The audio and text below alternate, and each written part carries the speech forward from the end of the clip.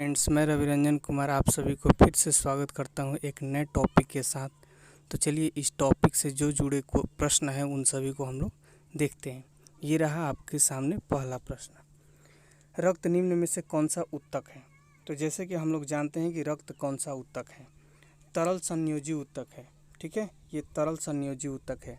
क्यों तरल संयोजी ऊतक है? क्योंकि यह पोषक पदार्थों को और अन्य आवश्यकता चीज़ों को बॉडी के अन्य पार्टों तक पहुंचाता है। संयोजी ऊतक वो कहलाता है जो हड्डी है, संयोजी ऊतक है जो जोड़ के रखता है। पेशी ऊतक वो होता है जो एक अनैच्छिक पेशी होता है, एक ऐच्छिक पेशी होता है जो एक हमारे कंट्रोल से चलता है और एक अपने कंट्रोल से चलता है। जैसे मलाशय हो गया वो अनैच्छिक हो गया, और हाथ के हमारे मसल्स हो गए, चाहे पीठ के मसल्स हो गए या पैर के मसल्स हो गए, ये सब ऐच्छिक हो गए जो हमारे कंट्रोल से चलते हैं। और अस्थायी ऊतक, डी ऑप्शन जो है अस्थायी ऊतक, ये जाइलम है जो पेड़ पौधे में पाया जाता है। ठीक है, नेक्स्ट प्रश्न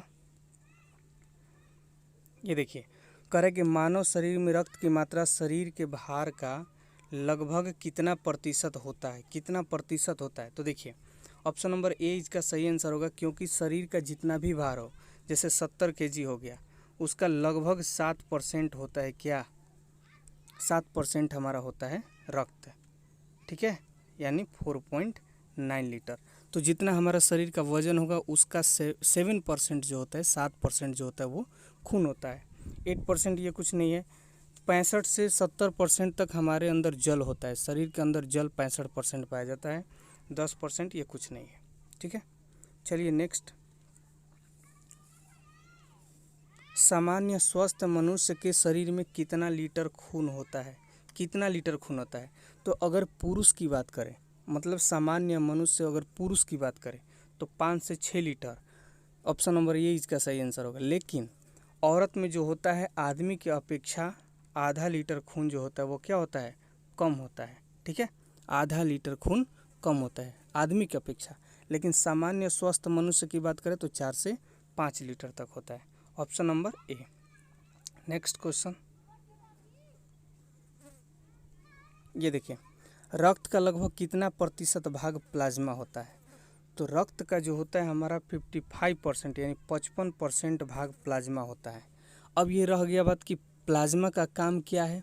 तो प्लाज्मा का काम, आरबीसी का काम, डब्ल्यूबीसी का काम, प्लेटलेट्स का काम सब हम लोग आगे देखने वाले हैं। लेकिन अभी इतना याद रखिए कि खून का 55% भाग जो होता है वो प्लाज्मा होता है। कितना परसेंट? 55%। या 80% कुछ नहीं है, 30% नहीं है, 20% नहीं है, बल्कि 55% हमारा प्लाज्मा होता है। चलिए नेक्स्ट क्वेश्चन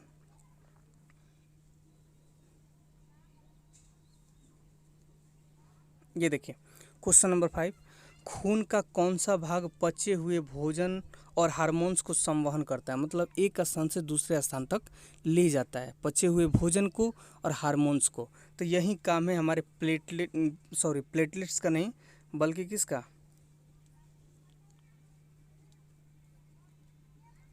पचे हुए भोजन को या हार्मोन्स को हमारे बॉडी के अन्य पार्ट तक ले जाने का काम करता है प्लाज्मा। ठीक है, प्लाज्मा करता है। तो प्लाज्मा हमारे खून में कितना प्रतिशत होता है? 55% होता है।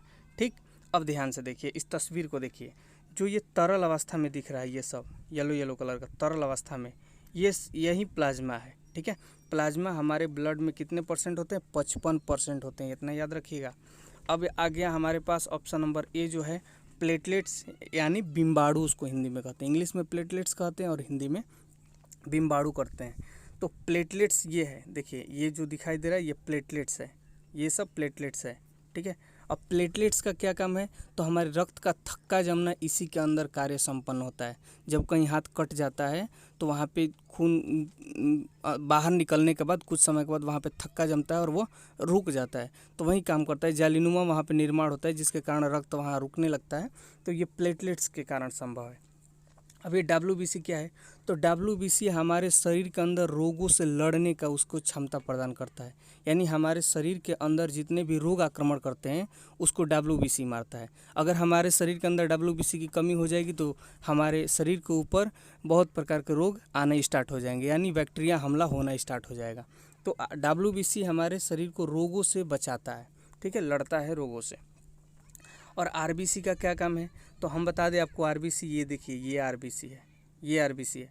तो आरबीसी का काम होता है कि हमारे शरीर में सभी कोशिकाओं तक ऑक्सीजन को ले जाना और वहाँ से कार्बन डाइऑक्साइड को अपने साथ ला करके बाहर छोड़ना। ये होता है डब्ल्यूबीसी का काम, आरबीसी का काम। तो आरबीसी का काम है कि संपूर्ण शरीर तक ऑक्सीजन को पहुंचाना और वहां से कार्बन डाइऑक्साइड को लेकर के बाहर की तरफ छोड़ना। ये किसका काम होता है? आरबीसी का काम होता है, यही इसका काम है। ठीक है, तो प्लेटलेट समझ गए, डब्ल्यूबीसी समझ गए, प्लाज्मा तो समझ ही गए। ये जो वाइट कलर का है ये सब प्लाज्मा है। और आपको दिखा दे डब्ल्यूबीसी कहाँ है, तो देखिए डब्ल्यूबीसी ये है, ये जो आपको दिख रहा है ये डब्ल्यूबीसी है। तो डब्ल्यूबीसी का ये कार्य होता है, रोगों से लड़ता है। ठीक है, और लाल रक्त कण जो क्या करता है, वो हमारे ऑक्सीजन को पूरे कोशिकाओं तक ऑक्सीजन का सप्लाई करता है और वहाँ से कार्बन डाइऑक्साइड को लेकर के आता है। प्लेटलेट्स का क्या काम है, तो ये रक्त का थक्का बनाने में मदद करता है। और प्लाज्मा जो होता है, प्लाज्मा हमारे भोजन को और हार्मोन्स को शरीर के अन्य पार्ट तक पहुंचाने का काम करता है। यहाँ तक तो कोई दिक्कत नहीं है। यहीं ब्लड में पाए जाते हैं 4 प्रकार के, और चारों प्रकार के आप कार्य समझ गए, यहाँ तक कोई दिक्कत नहीं। चलिए नेक्स्ट देखते हैं।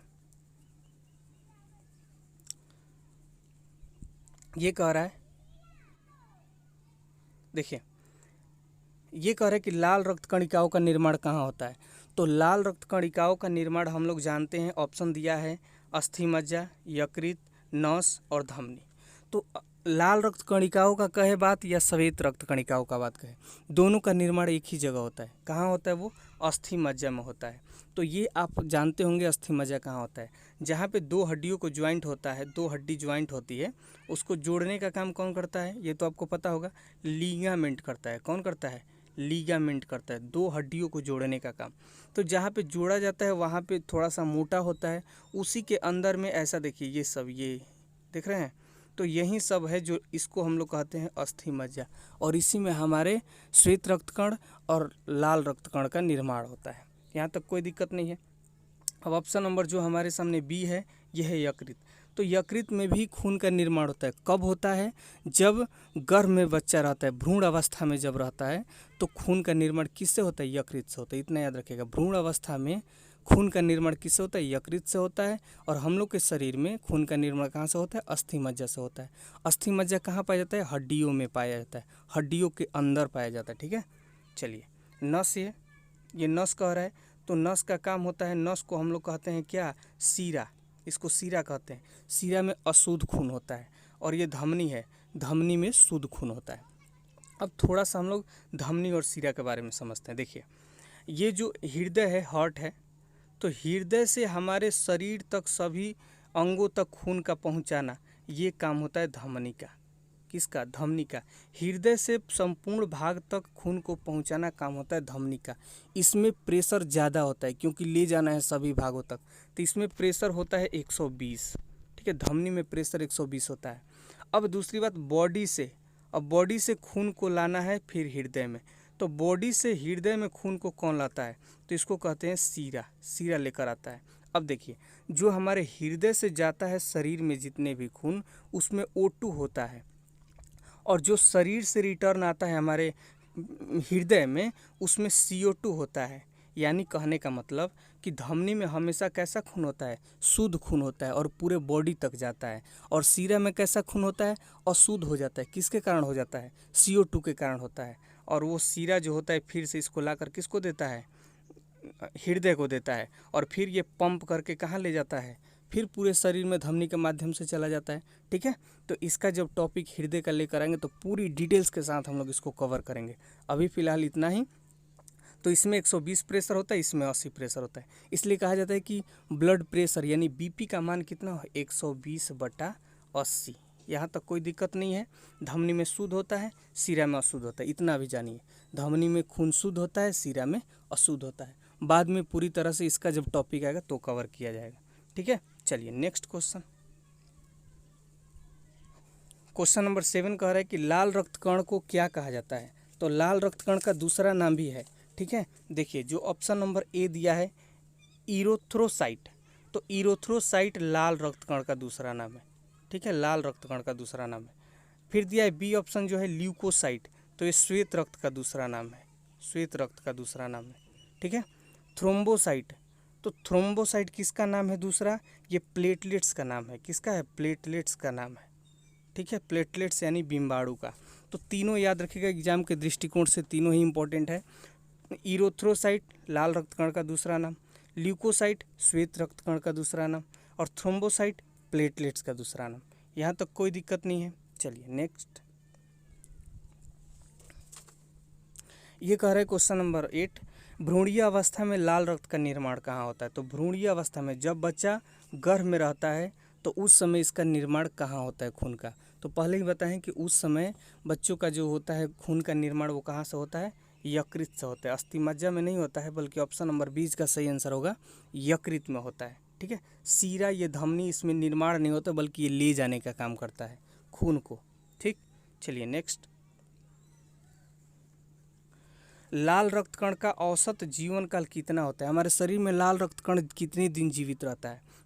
तो इसका जो सही आंसर होगा वो ऑप्शन नंबर ए होगा, यानी लाल रक्तकण का जीवन काल जो होता है वह 20 से 120 दिन तक होता है। ठीक है, वैसे तो 20 नहीं देता है, 120 दिन ही देता है, लेकिन 20 से 120 दिन याद रखिएगा। ऑप्शन जो भी हो, ऑप्शन के दृष्टिकोण से 120 दिन ही आता है, इसलिए 20 से 120 दिन, 120 याद रखिएगा। इसका जीवन काल कितने दिन? 120 दिन। अब वो रही बात कि 180 दिन किसका होता है? तो किसी का नहीं होता है। 2 से 4 दिन किसका होता है? तो 2 से 4 दिन हमारा होता है श्वेत रक्तकण का। किसका होता है? श्वेत रक्तकण का जीवन काल, यानी WBC का। WBC का जीवन काल 2 से 4 दिन। लाल रक्तकण का यानी RBC का जीवन काल 20 से 120 दिन। और ये हमारा होता है प्लेटलेट्स। प्लेटलेट्स का जीवन काल 3 से 5 दिन तक होता है। तो RBC का जीवन काल 20 से 120, WBC का जीवन काल 2 से 4 और प्लेटलेट्स का जीवन काल 3 से 4 दिन। इतना ही इम्पोर्टेंट है, ये याद रखिए, कहीं नहीं छूटेगा। अगला देखते हैं नेक्स्ट। आइए देखिए, कह रहे कि लाल रक्तकण का कब्रिस्तान किसे कहा जाता है? इसको कब्रिस्तान भी कहा जाता है या बैंक भी कहा जाता है। ठीक है, तो देखिए ऑप्शन नंबर ए है हमारा प्लीहा, यानी इसको स्प्लीन भी कहते हैं, तिल्ली भी कहते हैं। तो ये स्प्लीन ही इसका कब्रिस्तान है। ठीक है, यहीं पे मर के वो इकट्ठा होता है, और यहाँ से जब वो मर जाता है तो यकृत जो होता है वह इसके मरने वाले प्रक्रिया से, जैसे लाश को जलाया जाता है उस तरह से जब ये RBC मर जाता है तो मरने वाले प्रक्रिया से जब कोई अपघटन होता है तो उससे बिलबुरीन निकलता है। क्या निकलता है? बिलबुरीन निकलता है। और जब हमारे शरीर में बिलबुरीन की मात्रा अधिक हो जाने लगती है तो हमारे शरीर पीला पीला होने लगता है। तो कहा जाता है क्या हो गया? पीलिया हो गया। ठीक है, इसको पीलिया बोला जाता है। लेकिन बिलबुरीन की मात्रा कब ज़्यादा होगा? जब ज़्यादा मात्रा में तेज़ी से लाल रक्त कणिकाओं की मृत्यु होने लगेगी। तो लाल रक्त कणिकाओं की मृत्यु होने के कारण ही पीलिया रोग हो जाता है। क्यों हो जाता है? बिलबुरीन की अधिकता के कारण। हमारे जितने भी WBC हैं उसमें किसकी अधिकता हो जाती है? बिलबुरीन की अधिकता हो जाती है। बिलबुरीन की अधिकता हो जाती है, याद रखिएगा। उतना इंपॉर्टेंट नहीं है, उतना प्रश्न में आता नहीं है, लेकिन याद रखने में क्या जाता है, नॉलेज ही सबसे बेटर होता है। तो बिलबुरीन होती है जो हमारे शरीर में ऑल पार्टों तक फैल जाता है, तो जिसके कारण पीलिया रोग होता है। और पीलिया का दवा चलाया जाता है कि लाल रक्तकण कम मरे, बिलबुरीन कम मरे, ऑटोमेटिक वो क्या हो जाता है? ठीक हो जाता है। तो ये होगा। देखिए प्लीहा कहाँ पाया जाता है? ये आपको दिख रहा होगा रचना, ये क्या है? सबको पता है, ये अस्टोमक है। क्या है? अस्टोमक। इसमें भोजन 5 से 6 घंटे तक इकट्ठा रहता है, और इसको ही पेट बोलते हैं। इसको क्या बोलते हैं? पेट बोलते हैं। और इसी के ऊपर में ये आप देख रहे होंगे रचना, ऐसा, इसी को स्प्लीन कहते हैं। तो अब तो आपको समझ में आ गया होगा कि स्प्लीन कहाँ होता है। तो स्प्लीन कहाँ होता है? तो आमाशय के ऊपर स्प्लीन होता है। आमाशय के कहाँ होता है? ऊपर स्प्लीन होता है। ठीक है, और उसी को रक्त का कब्रिस्तान कहा जाता है। यहाँ तक तो कोई दिक्कत नहीं है। चलिए नेक्स्ट,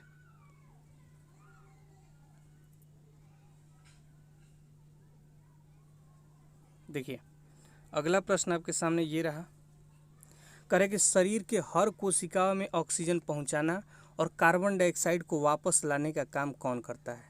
ठीक है, शरीर के ऑल पार्टों तक ऑक्सीजन को पहुंचाना और कार्बन डाइऑक्साइड को उधर से वापस लाना, बॉडी में ले जाना O2 और उधर से लाना क्या? CO2। ये किसका काम है? तो ये हम लोग जानते हैं, ये लाल रक्तकण का काम है। लाल रक्तकण का काम यही है, O2 को ले जाना, CO2 को ले आना। श्वेत रक्त का कण क्या क्या क्या काम है, तो ये रोगों से लड़ता है। हमारे शरीर में जितने बैक्टीरिया हमला होता है उससे ये लड़ता है, और जब इसकी संख्या अधिक होगी, ये ताकतवर होगा, तो हमारे शरीर में रोगों की आक्रमण कम होगा, और जब ये कमज़ोर पड़ने लगता है तो रोग हमला बोलने लगता है। ठीक है, अगर आपके शरीर में श्वेत रक्तकण की मात्रा सबसे बेस्ट है तो समझिए आपको कोरोना कुछ नहीं करेगा। ठीक है, तो देखिए अगला है सी, प्लाज्मा। तो प्लाज्मा का क्या काम है, आप लोग जानते ही हैं। प्लाज्मा का काम होता है भोजन को और हार्मोन्स को शरीर के ऑल पार्टों तक संवहन करना, यही उसका काम है। प्लेटलेट्स का क्या काम है, तो प्लेटलेट्स का काम है कि हमारे शरीर में खून का थक्का बनाना, शरीर में नहीं बल्कि जब कट जाता है तो बाहरी भाग में खून का थक्का बनाना, ताकि खून बहने से रुक सके। अगर खून बहने से नहीं रुकेगा तो समझिए हम लोग मर जाएंगे। हीमोफीलिया एक बीमारी होता है, उसमें खून का थक्का ही नहीं बनता है। ठीक है, वो देखिए अब आगे। तो इसका जो सही आंसर होगा वो होगा लाल रक्तकण। यही सब लाल रक्तकण है। ठीक है, जो रेड रेड रेड रेड आप दिख रहे हैं यही हमारा लाल रक्तकण है। इसी के साथ O2 जाता है और CO2 आता है। क्वेश्चन नंबर 12, खून का रंग लाल किसके कारण होता है। तो खून में क्या पाया जाता है कि जिसके कारण उसका खून का रंग लाल होता है। तो ऑप्शन नंबर ए है chlorophyll, option number B haemoglobin, vitamin, carotene. तो जो इसका राइट आंसर होने वाला है, सही होने वाला है, वो होगा हीमोग्लोबिन। क्या होगा, हीमोग्लोबिन। हीमोग्लोबिन के कारण ही खून का रंग लाल होता है, इतना याद रखिएगा। हीमैटिन नामक इसमें पाए जाते हैं तत्व जो लोह में पाए जाते हैं, उसी के कारण ये लाल होता है। हीमोग्लोबिन के कारण लाल होता है, इतना याद रखिए, हीमोग्लोबिन के कारण खून का रंग लाल होता है। ऑप्शन नंबर ए जो कह रहे क्लोरोफिल, तो ये क्लोरोफिल पादप जगत में पाया जाता है, जिसके चलते पत्तियों का रंग हरा होता है और तो प्रकाश संश्लेषण का क्रिया कर पाता है। क्लोरोफिल के कारण पत्तियों का रंग हरा होता है, हीमोग्लोबिन के कारण खून का रंग लाल होता है। विटामिन जो है इसमें चुकंदर का रंग होता है, चुकंदर का रंग किससे निर्भर होता है, विटामिन। और कैरोटीन जो होता है इससे गाजर का रंग निर्भर होता है। तो ये भी एक अलग टॉपिक है, किसके कारण कौन सा लाल होना, तीखा होना, कड़वा होना, इसका भी टॉपिक एक अलग है जो आपके सामने बाद में पेश किया जाएगा। चलिए अब नेक्स्ट देखते हैं। ये रहा,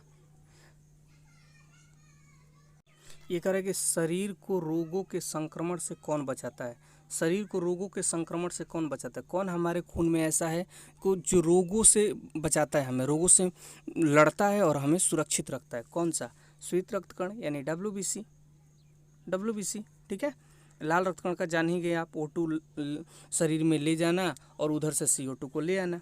अस्थि मज्जा का काम क्या है, इसमें खून का निर्माण होता है। अस्थि मज्जा कहाँ पाया जाता है, तो हड्डियों में पाया जाता है। ठीक है, हड्डियों में, मोटे वाले भाग में अस्थि मज्जा ज़्यादातर पाया जाता है। प्लाज्मा का क्या काम है, तो प्लाज्मा का काम है कि हमारे शरीर में भोजन को और हार्मोन्स को एक स्थान से दूसरे स्थान तक ले जाना, जहाँ उसकी आवश्यकता है वहाँ पे पहुँचाना। ठीक है, अगर देखिए आगे हम उसकी चर्चा करेंगे, अभी छोड़िए, अब नेक्स्ट देखते हैं। श्वेत रक्तकण का जीवन काल कितने दिनों का होता है। तो श्वेत रक्तकण का जीवन काल कितना होता है, 2 से 4 दिन। ठीक है, ऑप्शन नंबर ए। बी क्या है, लाल रक्तकण का जीवन काल। ठीक है, नेक्स्ट देखते हैं।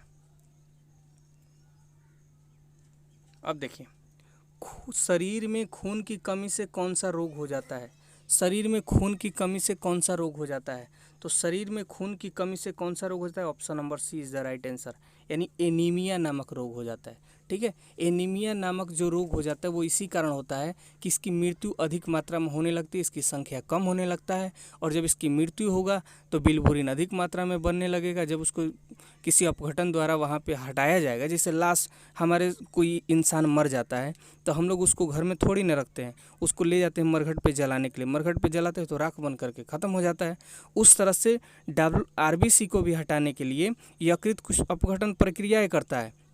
ठीक है, उसके चलते क्या होता है कि बिलबुरीन का निर्माण होता है, कुछ ना कुछ तो परिवर्तन होगा तो बिलबुरीन बनता है, और जब अधिक मात्रा में मरने लगेगा तो बिलबुरीन भी अधिक बनेगा, तो हमारे शरीर में बिलबुरीन की मात्रा फैलने लगेगी। तो ये आप तस्वीर में देख रहे होंगे कि ये नॉर्मल है हाथ है, और ये जो है बिलबुरीन इसमें ज़्यादा फैल गया है, ये एनीमिया का शिकार हो गया है। किसका शिकार हुआ है, एनीमिया का शिकार हुआ है। इसका इलाज क्या है, तो वैसे दवा देना जिससे खून कम मरे और बिलबुरीन कम बने, ये ठीक होने लगता है, इसलिए एनीमिया। रतौंधी क्या है, रतौंधी क्या है, तो रतौंधी जो होता है जो दिखाई नहीं देता है अच्छे ढंग से रात में, दिन में रात में नहीं दिखाई देता अच्छे ढंग से, उसको रतौंधी कहते हैं। रतौंधी विटामिन ए की कमी से होता है। घेंघा रोग का दूसरा नाम गलगंड भी कहा जाता है, जो गले में होता है, फूल जाता है, तो वो किसके कमी से होता है? आयोडीन के कमी से होता है। स्कर्वी जो होता है ये दांतों में होता है, दांतों में जलन होने लगता है, दांत दुखने लगता है, इस प्रकार के बहुत सारे क्रियाएं होने लगती है दांत में, तो ये स्कर्वी यानी खट्टे चीज़ कम खाने से विटामिन सी की कमी हो जाती है, और विटामिन सी की जब कमी होती है तो स्कर्वी नामक रोग होता है। यहाँ जो इसका राइट आंसर होने वाला है वो होगा अनीमिया, यानी कौन सा? खून की कमी से कौन सा रोग होता है? एनीमिया रोग होता है। ठीक है, देखिए अब नेक्स्ट, रक्त का थक्का बनाने के लिए कौन सा प्रोटीन अनिवार्य है? प्रोटीन की बात कर रहा है यहाँ पे, इसमें बहुत प्रकार के प्रश्न आते हैं। तो रक्त का थक्का बनाने में कौन सा प्रोटीन? तो प्रोटीन होता है फाइब्रिनोजेन। ठीक है, जब हाथ कटता है तो देखते होंगे कुछ समय के बाद जो होता है वो खून जमने लगता है, तो किसके कारण होता है? फाइब्रिनोजन के कारण होता है। ऑप्शन नंबर ए इसका सही आंसर होगा। लेकिन ऑप्शन नंबर बी है हिपैरिन के कारण वो शरीर के अंदर नहीं जमता है। अगर ज्यों ही हिपैरिन की कमी होने लगेगी तो खून शरीर के अंदर भी जमना स्टार्ट हो जाएगा, और जब खून के अंदर जमना स्टार्ट हो जाएगा तो खून सभी पार्ट तक सप्लाई नहीं देगा और बहुत प्रकार की बीमारी हो सकती है। जैसे पैर में देखिए, पैर में मान लीजिए कमर में ही हमारे नस के बीच में जम गया, नस बीच में क्या हो गया? नस में ही खून जम गया, तो जमने से क्या होगा? उसके निचली पार्ट में खून नहीं जा पाएगा, और जब खून नहीं जा पाएगा तो उसके साथ साथ ऑक्सीजन भी नहीं जाएगी, और जब कोशिकाओं को ऑक्सीजन नहीं मिलेगा तो अपना कार्य करना बंद कर देगा, और फिर आप जानते हैं क्या हो जाएगा? बहुत सारी बीमारियाँ, परेशानियाँ होने लगेगी। पैर की सप्लाई, फिर से नस को चेक करना पड़ेगा, धमनी को काटना पड़ेगा, इस तरह से बहुत सारे प्रक्रिया हो जाती है। तो हमारे शरीर में प्रत्येक कोशिका को ऑक्सीजन की आवश्यकता होती है, और उसको पहुंचाने का कार्य कौन करता है? पहुंचाने का काम करता है हमारा आरबीसी। तो आरबीसी में थक्का नहीं बनना चाहिए बीच में, जब थक्का बन गया तो बहुत सारे समस्या हो जाएगी। उसी तरह से समस्या होती है हृदय में। ठीक है, तो उसकी टॉपिक अलग है, तो उसमें अगर हम लोग जाएंगे तो ये वीडियो बहुत लंबा हो जाएगा, इसलिए हम उसका जब टॉपिक लेकर आएंगे तो बहुत ही डिटेल्स के साथ उसको कवर किया जाएगा। तो चलिए आज जो हमारे सामने टॉपिक है उसके बारे में जो जानकारी लेनी चाहिए वहीं लेते हैं। तो इसका जो ऑप्शन नंबर होगा तो फाइब्रिनोजन होगा। फाइब्रिनोजन के कारण ये बाहर जम जाता है, और हिपैरिन के कारण ये अंदर नहीं जमता है। तो दो ऑप्शन इससे बनता है कि रक्त का थक्का बनाने के लिए कौन सा प्रोटीन अनिवार्य है? फाइब्रिनोजन। हीमोग्लोबिन क्या है? तो हीमोग्लोबिन के चलते आप जानते हैं खून का रंग लाल होता है। चलिए नेक्स्ट देखिए, मनुष्य के रक्त का पीएच मान कितना होता है? पीएच मान कितना होता है? तो मनुष्य के रक्त का पीएच मान होता है 7.4 होता है, 7.4 होता है मनुष्य के रक्त का पीएच मान। जब मनुष्य के रक्त का पीएच मान 7.4 हो गया तो वह क्या हो गया? अम्लीय हो गया, क्षारीय हो गया, सॉरी क्या हो गया? क्षारीय हो गया। एक क्षारीय होता है, अम्लीय होता है, उदासीन होता है। जब हम पीएच स्केल से पैमाने वाले जितने भी प्रश्न लेकर आएंगे तो वहाँ पे सारे डाउट क्लियर कर देंगे, कौन सा क्षारीय होता है, कौन सा अम्लीय होता है, कौन सा उदासीन होता है। तो यहाँ तक अभी हम लोग याद करेंगे कि 7.4 होता है खून का पीएच मान, यानी रक्त का पीएच मान, और वो होता है क्षारीय होता है। ठीक है, ये 7 नहीं होगा, 3.2 नहीं होगा, 2.4 नहीं होगा, होगा ऑप्शन नंबर डी यानी 7.4। चलिए नेक्स्ट देखिए क्वेश्चन नंबर 18। रक्त समूह की खोज किसने किया था? रक्त समूह का खोज हुआ था, कौन कौन रक्त समूह? एक ए बी, ओ और बी, ये 4 प्रकार के रक्त समूह खोजा गया था। ठीक है, तो रक्त समूह का खोज कैसे हुआ था? पहले के जो लोग करते थे जिसमें खून की कमी हो जाती थी तो खून चढ़ाया जाता था, खून चढ़ाने के उपरांत आदमी की मृत्यु हो जाती थी। क्यों मृत्यु हो जाती थी? क्योंकि उनको पता नहीं है कि उनमें कौन सा ब्लड ग्रुप है, ए है, बी है, ओ है, जो भी मिला वो चढ़ा देते थे। और मान लीजिए उनके अंदर ए है, मान लीजिए बी चढ़ा दिया तो मृत्यु हो जाएगी। लेकिन तब जाकर के कार्ल लैंडस्टीनर ने, कौन इसका ऑप्शन जो होगा राइट आंसर होगा वो सी, कार्लेडस्टीनर ने रक्त समूह की खोज की थी। और आज जिन लोगों की रक्त की आवश्यकता पड़ती है उसको रक्त चढ़ाने से कोई दिक्कत नहीं होता है, लेकिन जौन सा ब्लड ग्रुप रहता है वहीं चढ़ाया जाता है। और सर्वदाता सर्वग्राही कुछ रक्त हैं जिनको हम लोग कवर करेंगे और नेक्स्ट में, लेकिन जिनका जो ब्लड ग्रुप होता है वो चढ़ाया जाता है। वो जिनका ब्लड ग्रुप रहेगा वो किसी को खून दे सकता है, और जिनका AB ब्लड ग्रुप रहेगा वो किसी से खून ले सकता है। क्यों ले सकता है इसके बारे में भी जानेंगे, लेकिन चलिए तभी तक नेक्स्ट देखते हैं। इसका जो ऑप्शन नंबर ए है वो है रॉबर्ट ब्राउन। तो रॉबर्ट ब्राउन ने खोज किया था किसका, कोशिका के केंद्र का खोज किया था। आम के अंदर इटली होता है, इटली ब्राउन होता है, तो रॉबर्ट ब्राउन है। रॉबर्ट हुक ने किसका खोज किया था, कोशिका बहुत छोटा होता है, कोई भी चीज़ छोटा होता है तो उसको हुक से निकाला जाता है, रॉबर्ट हुक ने। ल्यूवेन हॉक ने जीवित कोशिका की खोज की थी। मृत कोशिका की खोज किसने किया था, रॉबर्ट हुक ने। जीवित कोशिका ल्यूवेन हॉक। और कार्ल लेडस्टीनर जो इसका राइट आंसर होगा। ठीक है, नेक्स्ट देखते हैं। हाँ, सर्वदाता रक्त समूह किसको कहा जाता है, सर्वदाता रक्त समूह कहा जाता है ओ को। सर्वदाता, दाता मतलब देने वाला, ये सभी को दे देता है, किसी को ऐसा नहीं है कि जिसको नहीं देता है। क्यों दे देता है, क्योंकि इसमें एंटीजन होता है, एंटीबॉडी होता है, सॉरी इसमें एंटीबॉडी होता है, एंटीजन नहीं होता है, इसमें एंटीजन नहीं होता है। तो जिसमें एंटीबॉडी होती है वो किसी को भी रक्त दे सकता है, और जिसमें एंटीजन होता है वो किसी से भी रक्त ले सकता है। इसमें एंटीजन होता है, एंटीबॉडी नहीं होता है, किसमें, ओ में। लेकिन AB है, यहाँ पे AB में एंटीजन है, एंटीबॉडी नहीं है, तो O किसी को रक्त दे सकता है क्योंकि O में एंटीबॉडी है, एंटीजन नहीं है। और AB किसी से रक्त ले सकता है क्योंकि उसमें एंटीजन है, एंटीबॉडी नहीं है। यहाँ तक कोई दिक्कत नहीं होनी चाहिए। तो सर्वदाता रक्त समूह किसको कहते हैं, तो सर्वदाता कहते हैं देने वाला O को, और सर्वग्राही कहते हैं किसको, सर्वग्राही कहते हैं AB को, जो किसी से खून ले सकता है क्योंकि इसमें एंटीजन होता है, एंटीबॉडी नहीं होता है। और O में एंटीबॉडी होता है, एंटीजन नहीं होता है। जिसमें एंटीबॉडी वो दे सकता है, जिसमें एंटीजन वो ले सकता है। इतना ही याद रखिए। नेक्स्ट, मनुष्य के शरीर में किस विटामिन की कमी के कारण रक्त का थक्का नहीं जमता, किस प्रोटीन के कारण रक्त का थक्का जमता है, तो फाइब्रिनोजेन। शरीर के अंदर किस प्रोटीन के मतलब उपस्थिति में खून नहीं जमता है, हिपैरिन। लेकिन मनुष्य के शरीर में किस विटामिन के कमी के कारण रक्त का थक्का नहीं जमता है, उसमें कौन सा विटामिन की कमी हो जाएगी तो रक्त का थक्का नहीं जमेगा। ऑप्शन नंबर ए है विटामिन के, जो इसका राइट आंसर होगा। विटामिन के कारण शरीर के अंदर रक्त का थक्का नहीं जमता है। ये विटामिन ए क्या है, तो विटामिन ए की कमी के कारण होता है रतौंधी। क्या होता है, रतौंधी। और इसका मुख्य सबसे अच्छा स्रोत जो है, किसमें विटामिन ए सबसे ज़्यादा मिलता है, तो विटामिन ए मिलता है सबसे ज़्यादा गाजर में। किसमें, गाजर में। और आयरन यानी लोहा सबसे ज़्यादा आयरन जो होता है किसमें मिलता है, पालक के पत्ता में। तो ये भी एक टॉपिक है जो बाद में कवर किया जाएगा।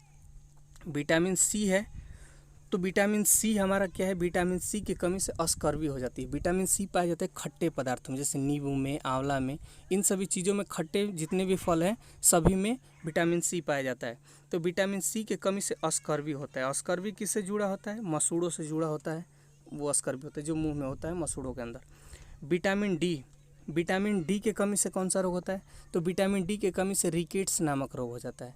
रिकेट्स नामक रोग होता है जो रिकेट्स बीमारी होते हैं। बच्चों को आप देखेंगे पैर ऐसे टेढ़ा हो जाता है, ऐसे पैर टेढ़ा हो जाता है, ठीक है, वो रिकेट्स की कमी के कारण होता है। विटामिन डी, तो विटामिन का भी एक अलग टॉपिक है, उसको भी कवर किया जाएगा पूरे एक्सप्लेन के साथ, पूरे वीडियो के साथ। लेकिन इसमें इतना है, विटामिन डी किससे पाया जाता है, तो विटामिन डी का एकमात्र स्रोत है सूर्य के प्रकाश। तो जब सूर्य के प्रकाश में हम लोग 1 घंटे रह करके अपने विटामिन डी के स्रोत को पूरी तरह से ले सकते हैं। दवा भी आता है वैसे, लेकिन सबसे अच्छा स्रोत जो होता है विटामिन डी के लिए वो सूर्य का प्रकाश होता है। दोपहर का सूर्य का प्रकाश नहीं, बल्कि सुबह और शाम के सूर्य का प्रकाश बहुत ही अच्छा होता है विटामिन डी के लिए। तो चलिए आज टेस्ट में इतना ही, मिलते हैं नेक्स्ट वीडियो में। तब तक के लिए जय हिंद, जय भारत।